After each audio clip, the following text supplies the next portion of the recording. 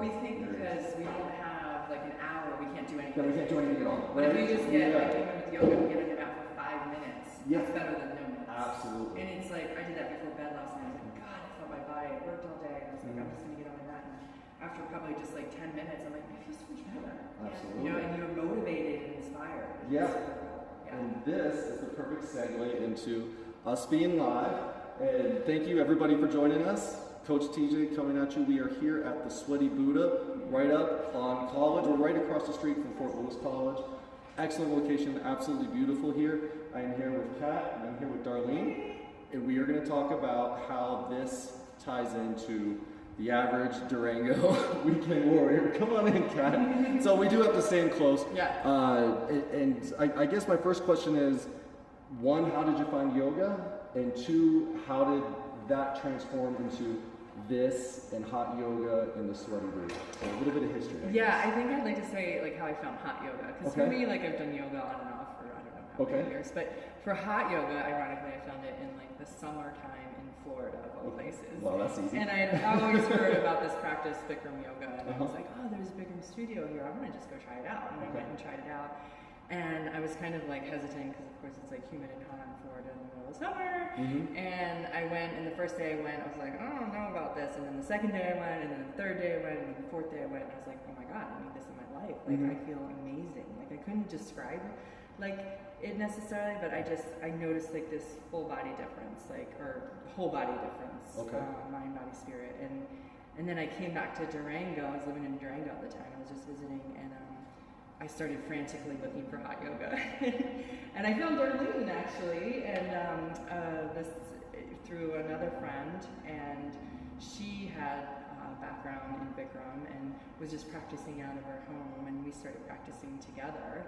And then one thing led to another, and she introduced me to another friend who is now my business partner, and we kind of opened this studio together because we all had this mutual love for this particular type of hot yoga. So that Bikram yoga is like a series that we're going to do a little bit of today, which is a set series of 26 postures. But when we opened the studio, there weren't a ton of teachers in this area that practiced that. We also wanted to be diverse. We didn't want to just offer one type of yoga. So we got a ton of interest from our teacher population and then our student population. So we offer vinyasa, and we offer 26 and 2, which is basically that Bikram practice that I talked about, but it's not called, we don't call it that. And we offer forest yoga, we offer what's called Vimana. Hot sculpt is coming. Hot sculpt is coming. We offer booty yoga that Darlene is one of the teachers of. And what am I forgetting? Restorative, which is a less heated, not as hot of a temperature, and more slow yoga, kind of more stretching, just restorative. And yeah. Okay, so let's real quick. What's the temperature in here right now? So right now, let's see. Well, By the way, Donis, if you're watching, this is your temperature. Right now it's really cold at 104.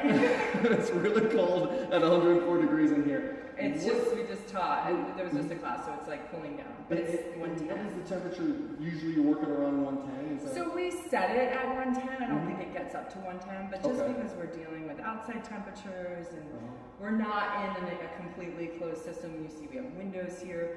So we have to set it a little higher in order to aim for it to get to about 107, 108. And we set it at 40% humidity. And again, that's kind of the same thing. Sometimes it gets to 40% depending on the weather outside. Sometimes it doesn't. We have an awesome, really like state-of-the-art heating and humidification system with a CO2 like sensor and air exchange, and it's all happening through this state-of-the-art. Yes. State-of-the-art. It's not like we're all cooking here. It's like circulating air. There's nothing worse than being stuck breathing other people's breath and it's like, no, this is like and body odor. There never people say all the time, it doesn't smell in your studio. And you think you're going to this sweaty like locker room, you know, it's going to smell like a locker room, and it doesn't. And that's one of the first people said. Well, when I walked in, I was like, there was a very Thailand smell when I walked in, which is kind of nice because it's chilly outside in Durango today. So like walking in was warm and that whole aura is absolutely fantastic. Oh, cool. Now, how does this apply to, say, the weekend warrior, the mountain biker, the person? My biggest thing is when I say weekend warriors, the person that crushes it on the weekend, but then during the week they're at the best levels. How does this help them? Totally. Well, one, I think having a practice or having an opportunity to practice yoga for 60 minutes in this classroom setting, even if they're at their desk, maybe they can come after work or come on their lunch break. It's awesome because I don't have time for a 3-hour mountain bike ride or run or whatever. So it gives them that. It's great, amazing for people that are especially on the computer all day. We're always like hunched over like this, and we never. And yoga really offers this opportunity to go in the opposite direction, right? That we're not like working like this all day. We're working like this. So it's just opening up your heart, opening up your shoulders, relaxing your back, stretching out your legs. I mean, there's so many benefits, if that's your question, about helping those people. Yeah, absolutely. And again, like we offer 60, 75, and 90-minute sessions, and we have those opportunities almost every day for people during the week. So you have a lunch break, you have an early morning, you have a later in the afternoon, and later evening. Free childcare with some of the classes. I saw at 8:30 in the morning. You guys have free childcare. Is that correct? Monday through Friday. And then what was it in the evenings? Thursday, 6 p.m. class. That's fantastic. Yeah, I saw that. Sunday at 4:30. So if you're looking for that, if you need the childcare, you also ask that they reserve online. Yes. Right? Yes. Yeah. So and if there's problems with that, just email me.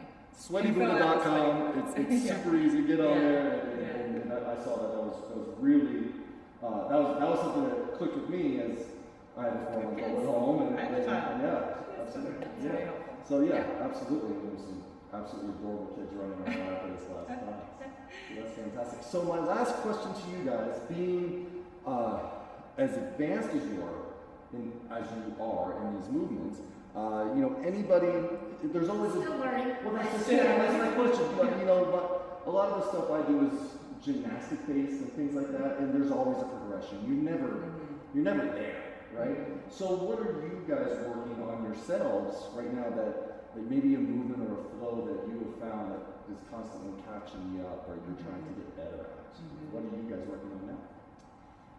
Can we go first? Sure. So the thing that pops up into my mind with daily life that we're talking about and stuff like that, even though I feel, pretty healthy, I love the, for hot yoga, I love the fact that it's increasing your circulation, you're in a safe environment, even mentally you're in a space where you're like, oh, I am here. I feel like the heat demands your attention. Not in a very bad way, but in a focused way. For me, I love the circulation because as we get older, right, our peripheral circulation kind of lacks if we're slumped over, at the desk. And so, I don't know if I answer your question, but I just love the holistic everything I get when I come into this room. It's that self-care piece. I do love the back bends because for me, that's something that just makes you feel good. I think the physicality with the mental stuff, that really opens me up. So for me, honestly, it's a consistent practice. It's nothing glorious. It's not like I want to go back and touch my toes. So for me, it's just that healthy, some people can, the healthy lifestyle that this studio, in particular with the heat and humidity, promotes. Excellent. So it's not a particular pose yet. It's just that consistent thread of practice. And by the way, real quick, Darlene yesterday got her first handstand push-up. Nice. And that looked amazing. So and then TJ's like, all right, let's take out the layers. I'm like, let's steal my thunder. That's awesome. Kat, is there anything that you're working on, or is your answer similar to hers, or is there just this one thing that you're always striving towards? Yeah, there's many things, but I would echo a lot of what she said, for sure. And I feel like, because I come from a background of I was a competitive mountain biker, not necessarily in my results competitive, but in me and my drive and what I did, and my summers were always, focused on mountain biking. So in some ways, yoga has been super humbling for me because, I started kind of from scratch and have been building my way as far as the physicality of it.